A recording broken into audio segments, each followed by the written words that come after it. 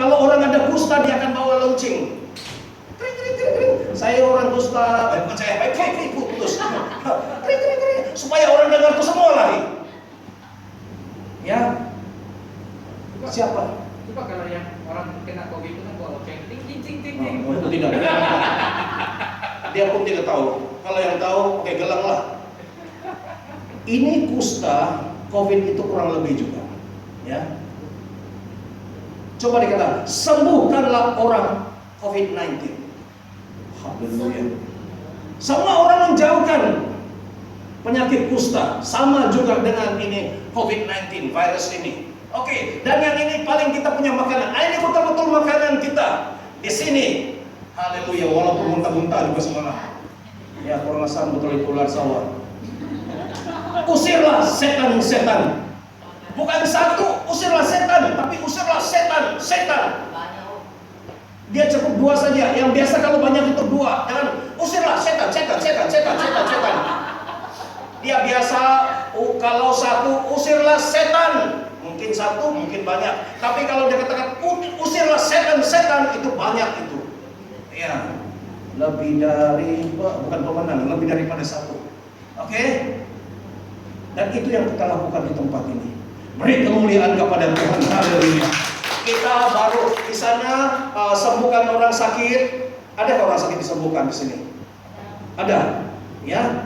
Bangkitkan dulu orang mati. Siapa yang hari itu mati? Kita sudah hidupkan. Belum adil lagi. Perasaan. Tapi itu akan jadi. Tahirkanlah, sembuhkanlah orang kusta. Ada? Belum mau? Ya.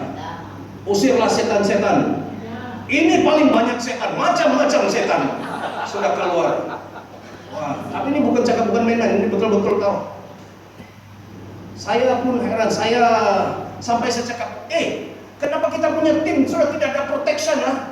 Dengan pasta dia pun sendiri karena serang, bukan alam-alam. Kalau Brother Jimmy sudah tengok saya itu sudah muka macam apa itu yang muka biru itu ada satu jenis katun itu, Pak. Ada muka dia warna biru. Hantu biru ya. Hantu biru, jangan sampai hati kau coba hantu biru. Muka aku itu yang sudah jadi biru. Karena dililit oleh ular itu, saya sudah tidak boleh bergerak. Patutlah saya heran kenapa saya ini. Saya beritahu ibu kenapa saya ini. Saya pun tidak tahu. Macam saya rasa biasa saya ada kalau saya ada sedikit serangan, wah kuat sudah. Tapi karena saya makan cili, makan taruh minyak kapal tunda juga. Apa ini? Syukur, terima kasih untuk biji matamu Brother Jimmy. Oh, bukan biji mata rohani. Itu kelebihan di sini yang Tuhan beri kemuliaan kepada Tuhan. Kalau kamu tidak lihat sampai sekarang kamu tahu saya biasa bergerak kalau cepat saya akan laju jalan begini. Wah.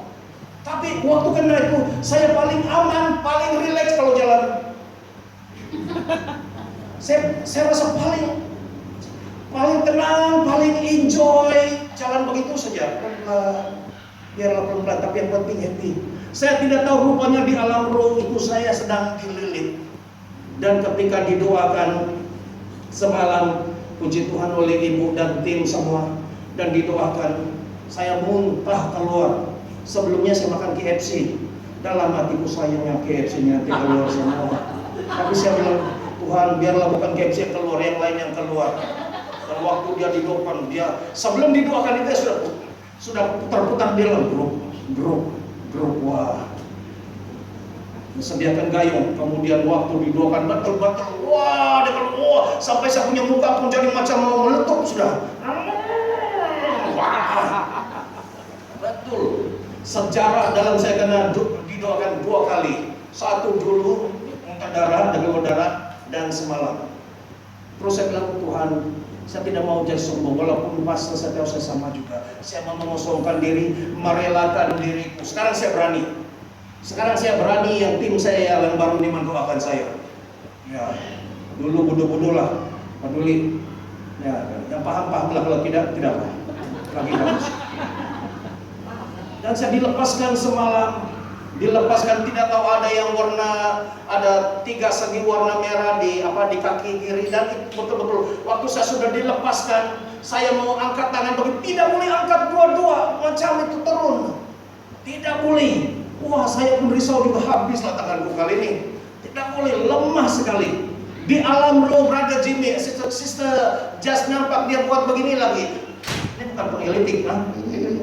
Rupanya dia nampak saya di alam roh sedang baring. Baru dilepaskan daripada ikatan ular itu. Puji Tuhan, beri kemuliaan kepada Tuhan. Kalau semalam saya tidak didoakan, saya tidak tahu bagaimana saya berdoa hari ini. Saudara-saudara, amin. Tapi kali saya merasa ada sesuatu yang bawah yang daripada Tuhan. Haleluya. Yang seterusnya, oke, beri kemuliaan kepada Tuhan. Oke, terakhir. Oke.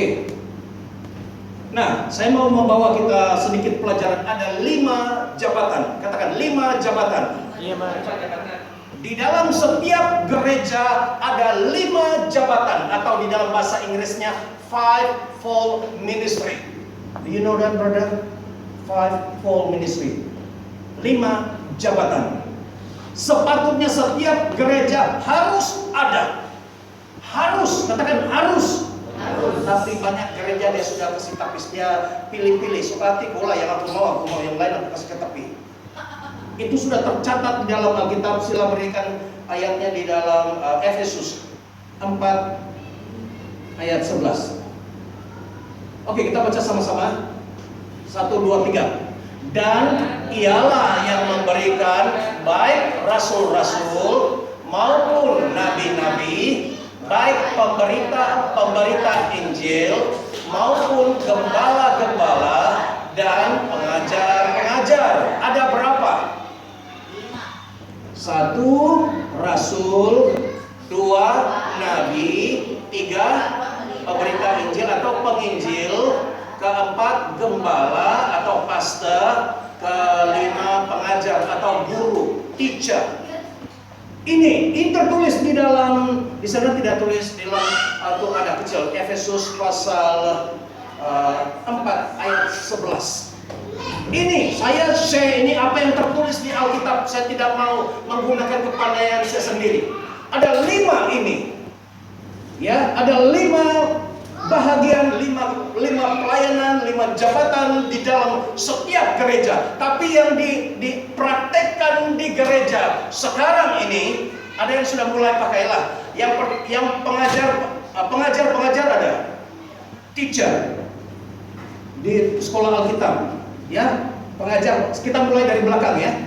Pengajar ada di gereja.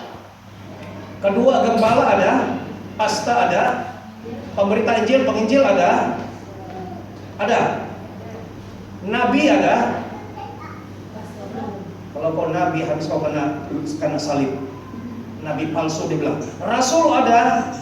Ini 2 orang selalu bingung, rasul dan nabi. Sedangkan kalau ikut susunannya, kalau dia susunan dari atas, pertama, kedua, ketiga, artinya ini ditulis menurut kepentingannya. Pertama, rasul. Kedua, nabi. Ketiga, apa tadi? Penginjil, pastor, dan guru-guru pengajar Alkitab. Tetapi yang 2, kebanyakan gereja terutama, minta maaf, gereja-gereja tradisi, rasul dan nabi ini dipadam secara tidak langsung. Ya, itulah gereja pincang. Gereja yang awal-awal itu cepat bertumbuh, cepat berkembang. Kenapa? Karena dia praktekkan pakai 5 ini. Tetapi gereja yang zaman modern ini, terlampau pandai dan pintar ini, mereka hanya pakai 3 saja. Penginjil, pastor, dan pengajar. Nah, kita lihatlah gereja begitu-begitu saja.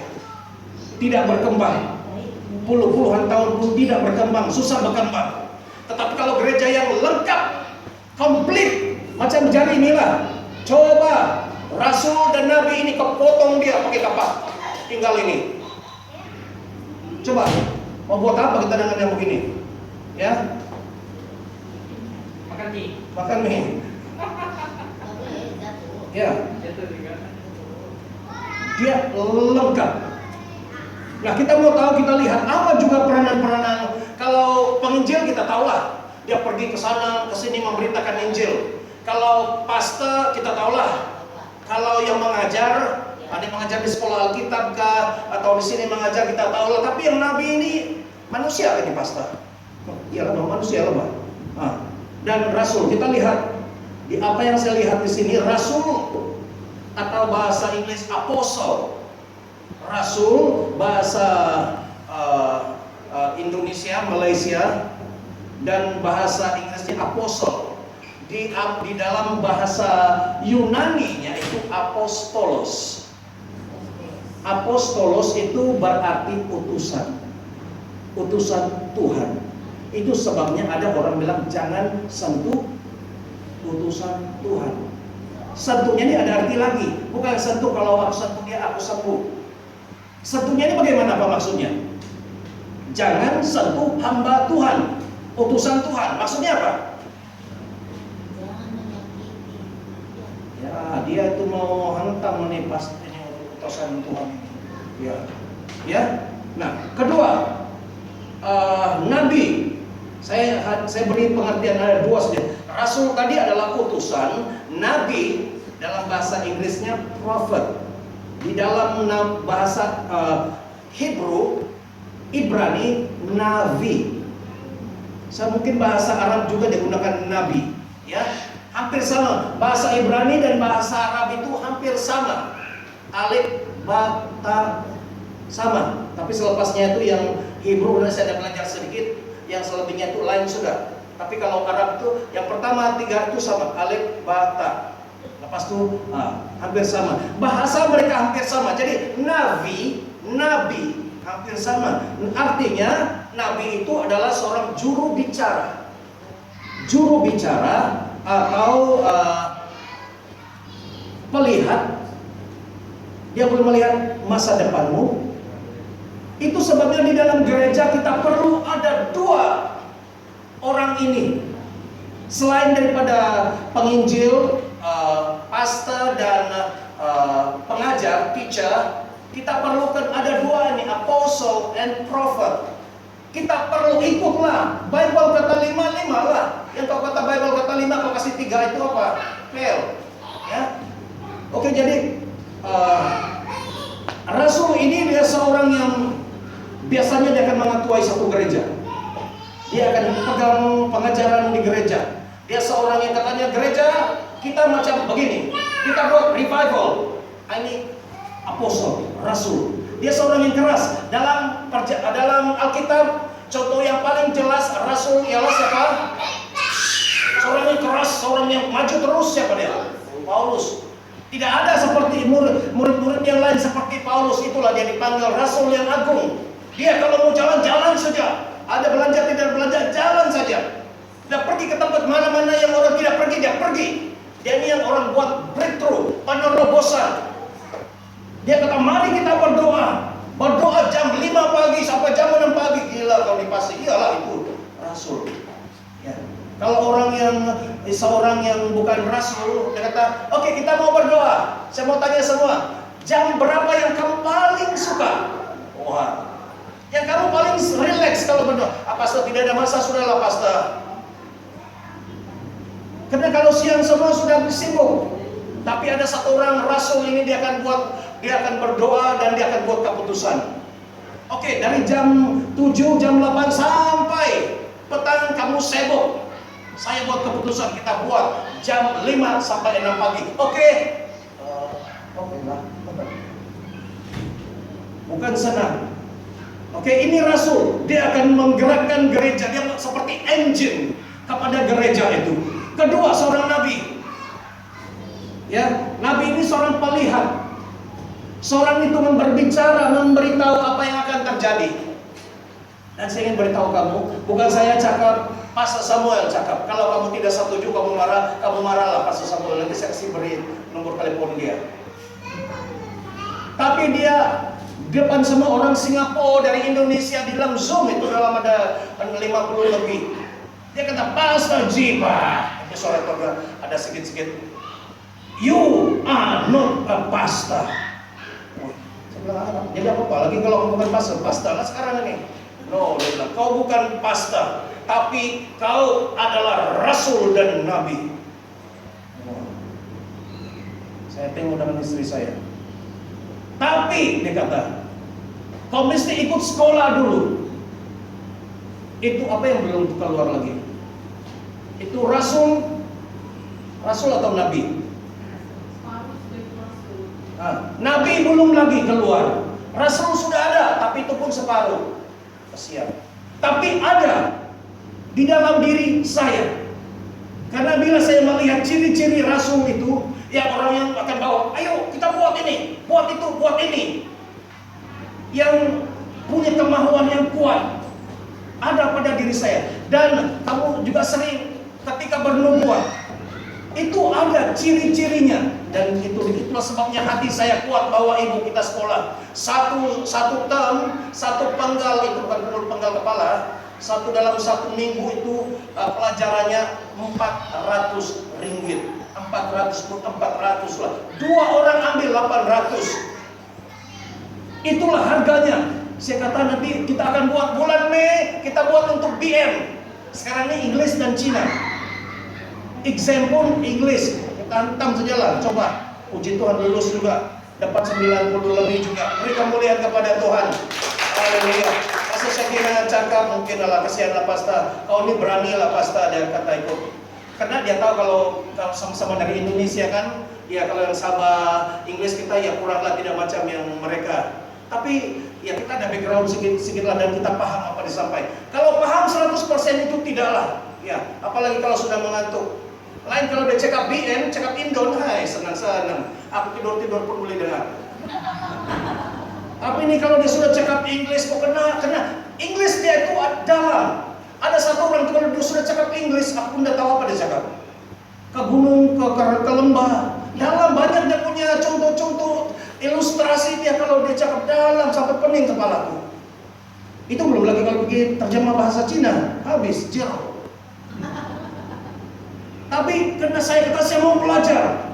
Puji Tuhan bulan depan last sudah ada 3 term ketiga dan lepas itu kami akan lulus diberi sijil. Beri kemuliaan kepada Tuhan. Haleluya.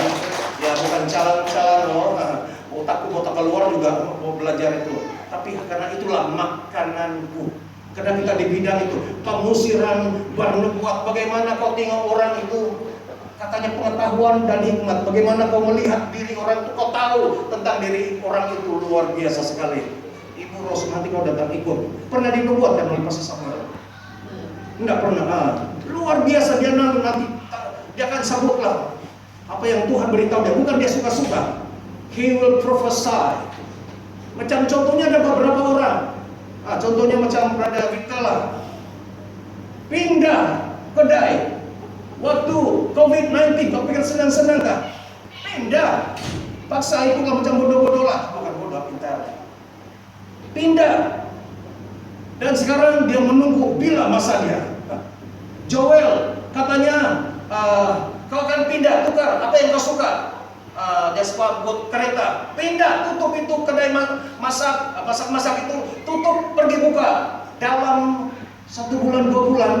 Terus dia ada modal, dia sebenarnya tidak ada modal membuka itu. Dan dia dapat sekarang sudah dia punya kedai aksesori. Beri kemuliaan kepada Tuhan, haleluya. Brother Jimmy juga disebut, kau akan jadi apa dia bilang? Jadi manajer apa itu? Dia diberitahu. Waktu itu sampai dia, tapi itu si Kralat tidak mau kasih tahu. Saya pun dia tidak beritahu. Dan Pastor Samuel tahu tentang yang permintaan dia. Sampai Brother Jimmy, gimana Pastor Samuel tahu? Mungkin dia pikir saya beritahu. Saya pun tidak tahu. Tapi itulah Tuhan tahu hal-hal yang rahasia. Karunia nubuatan ini membangun iman. Ya. Dan kalau kamu mau lagi dia bulan 5. Kita berdoa supaya COVID-19 mati. Saya tidak mau berdoa kasih hidup dia. Ya, siapa yang berdoa kasih hidup dia awas. Berdoa COVID-19 mati, lenyap daripada Johor, daripada Malaysia dalam nama Yesus. Boleh atau tidak? Boleh. Pasti jadi? Jadi. Haleluya, ini orang-orang bahaya. Ya. Kalau setan saja besar-besar boleh takut, apalagi itu virus yang halus-halus itu satu kali kan dalam nama Yesus kering. Amin. Pokok kayu pun jadi kering, apalagi laut terbuka supaya saya boleh pergi Singapura. Tidak juga lah itu pakai bola kan. gunakan kuasa kita di tempat yang sesuai. Oke, dan yang terakhir,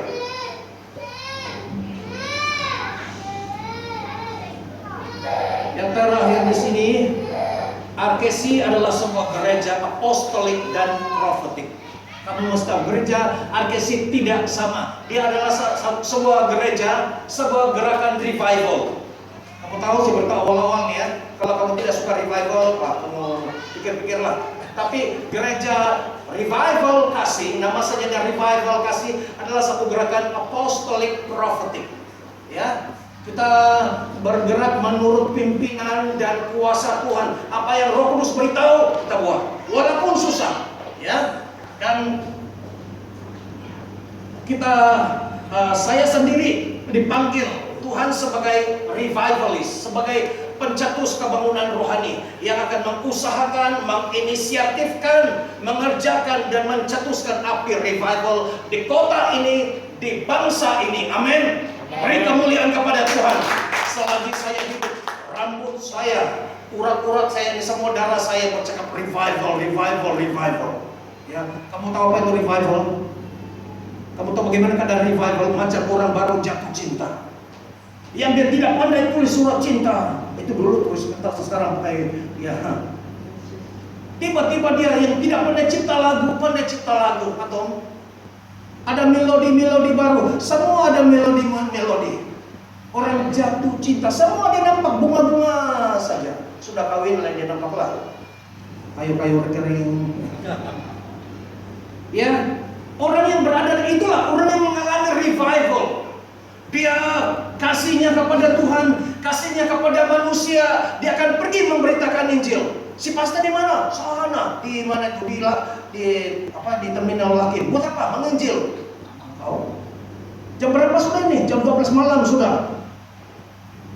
Jadi itu yang terjadi, ada sesuatu yang pelik-pelik terjadi. Kalau kamu tahu di sini juga banyak yang pelik-pelik terjadi. Itulah kalau orang yang otak dia yang masih wayar dia semua sabun, belum ada cabut, dia akan tidak tahan di sini. Karena dia tidak boleh terima. Orang yang mau bersama-sama di sini masih salah satu wayar dia dicabut, kasih short sedikit, baru dia boleh terima. Ya. Karena contohnya, saya nampak ada apa itu? Selalu kita nampak itu. Ada berkayu di pinggang dia. Siapa itu? Si Gollum. Gollum tahu lah itu lodok daring. Kenapa pula sampai film lodok daring? Itu yang kita nampak. Diorang beritahu apa yang mereka nampak. Pelik kan? Tapi di sini kebanyakan hampir semualah boleh nampak. Yang belum nampak itu ya akan nampak aja. Ya, dia pun boleh nampak di sini. Itulah karena kami minta Tuhan buka mata. Saya sudah berdoa untuk mereka. Tuhan buka matanya supaya dia melihat. Biar dia lihat sendiri Tuhan. Kalau aku cakap ini kurang-kurang percaya. Sekarang terbukalah matamu. Nah, waktu berdoa, boleh melihat. Karena ini ada alam nyata dan alam roh. Yang kita lihat ini sedikit saja. Ya, kita lihat hanya berapa orang saja di sini. Tapi kalau buka mata di alam roh itu seperti Elisa, dia berdoa, terbuka mata hambanya, siapa itu si Gehazi. Dia menjadi takut karena dia melihat banyak askar mengelilingi mereka. Takut dia mau kena tangkap. Dan dikatanya, Tuhan, bagaimana, matilah kita ini. Jangan takut, tenang saja. Karena yang bersama dengan kita lebih banyak. Dan Elisa, Tuhan, bukalah mata hamba yang bodoh ini. Dan dia terbuka. Dan dia lihat di sepanjang banyak gunung itu penuh dengan bala tentera surga. Beri kemuliaan kepada Tuhan. Kalau kamu kata bohong, apa yang kami lihat bohong itu di dalam Alkitab. Bahwa di sini ada dua alam kita boleh melihat. Sekarang kita boleh lihat begini. Nanti kalau sudah, bukan selalu, tapi kalau kami sudah bertugas on duty, berdoa dalam nama Yesus, scan. Macam-macam mereka sudah nampak. Si Roy, si Helen, Brother Jimmy, boleh lihat, ya. Brother Victor, dia kan boleh lihat. Kami akan fokus satu orang dan jangan boleh lihat. Amin. Itu keunikan. Setakat ini jarang-jarang yang ada begini. Dan tidak banyak gereja membuat kerja ini karena takut dan berisiko tinggi. Kalau kau nampak, sekarang ini iblis itu kita tidak tengok dia, tidak bertentang mata. Ya tengok begini karena kita tidak nampak kan, karena sebenarnya dia ada di luar. Tapi apabila kita sudah dibuka in Jesus name, buka, dan kau nampak dia dan dia bertentang mata, tengok si boros begini. Kau tengok dia tengok kau bimbang orang manusia, nampak aku habislah. Dan di situ dia mulai dekat sudah. Dia akan datang dan sebenarnya lari dia. Itu yang terjadi.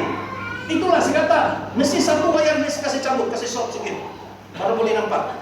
Kalau kamu lengkap kau begini buka tutup sampai kali kau ampar sintar minyak kapak kata celik Anda nampak juga. Di sini hadirat Tuhan luar biasa. Yang terakhir dari yang terakhir,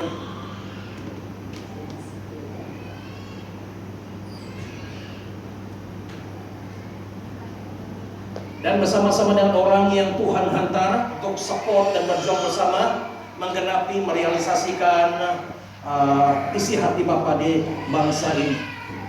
Tuhan panggil saya, itu saya yakin dan pasti. Saya sudah berjanji kepada Tuhan. Kata Tuhan, kau buat revival. Tahun 2008 ada satu pastor dari India, Thomas Cherian. Dia panggil saya, God will use you to start revival in the city. Semua orang tengok saya, siapalah saya ini. Waktu itu saya lagi tahun 2007, kamu tahu, 2008 itu nama saya paling glamour, paling famous di JP. Tahu lah yang kenal saya waktu itu. Dia tengok, orang ini, orang tahu saya punya kisah hidup waktu itu, hancur. Baru ini Nabi kasih bilang, tuh kau akan buat revival di JB. Semua orang tengok pun macam yang Tapi saya kata Tuhan, saya takut janganlah. Saya tidak mau lagi ada nubuat. Karena selepas itu orang hantam saya, kau. Dan sampai saya takut kalau ada nubuatan saya tidak mau dekat sudah. Mau minta didoakan. Tapi akhirnya Tuhan jadikan saya sendiri menjadi seorang nabi kecil. Haleluya.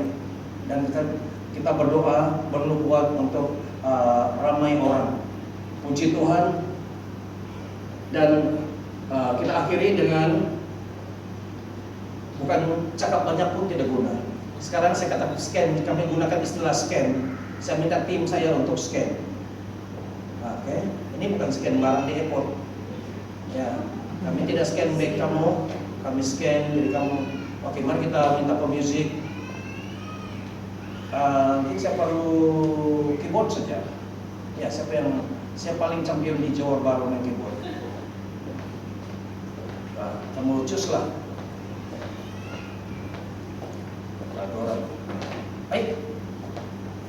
Ada lagi satu keyboard di dalam itu, sebenarnya semua juga. Oke, jadi cara kita begini. Di dalam perjanjian lama, kalau Nabi dia mau bernubuat, the prophet want to prophesy, they will ask, anybody can play harp, can play music. Dia akan panggil orang itu akan bermain musik. Dan ketika orang itu main musik, dia punya roh kenabian dia akan naik.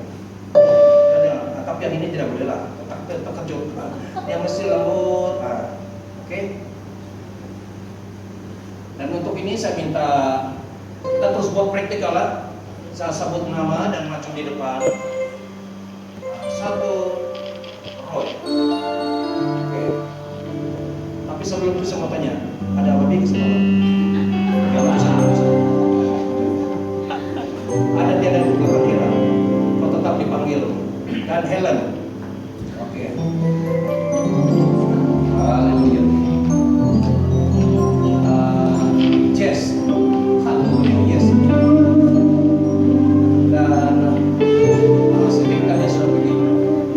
Ini adalah antara orang-orang yang dipakai Tuhan. Orang yang biasa-biasa, bukan juga yang paling sekolah, yang biasa-biasa. Tapi orang yang bersama-sama dengan Tuhan, bersama dengan roh rahmat Tuhan akan turun. Ya, kalau saya sama, mereka pun kena sama, kena dekat dengan mereka. Kalau saya boleh melihat ada fire, mereka pun akan dapat. Siapa saja orang yang bersama-sama dalam pelayanan ini, mereka akan menerima urapan. Dan juga salah seorang brother Jimmy juga. Ya, boleh bro. Okay. Saya minta kita semua bangkit berdiri. Haleluya. Haleluya. Turun satu proses yang luar biasa. Haleluya. Haleluya, haleluya. Kita mau buat yang teori dan praktikal. Sudah diajar. Kalau ada adalah, kalau tidak ada, kalau Tuhan buka nampak, kalau tidak, haleluya. Dan saya minta yang duduk berbaris di sini menghadap mereka. Oke, pergi di sini berbaris menghadap mereka supaya lebih dekat. Iya, iya. Semua berdiri di sini. Oke. Supaya itu scan boleh senang. Ya. Oke, boleh semua maju. Tengok saja di sini. Ini bagusnya dia akan scan kamu ada sakit kah atau ya ada masalah. Ada tulang yang tidak betul. Otak yang tidak betul. Ya. Nah, boleh di sini kita buka lagi. Haleluya. Oke, boleh di sini. Dekat. Haleluya. Dan yang dipimpin oleh Pastor Joy.